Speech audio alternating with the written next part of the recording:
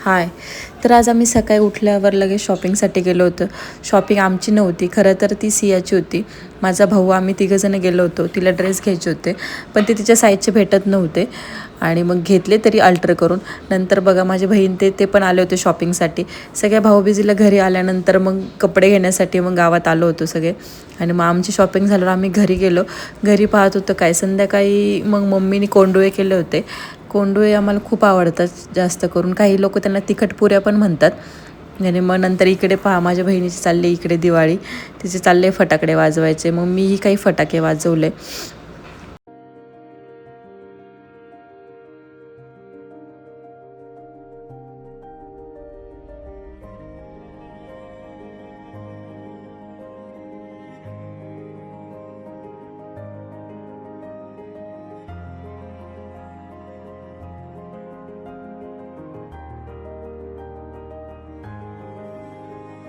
मी फटाकडे वाजवल्यानंतर अथांग देवार्थ पण वाजवणारच.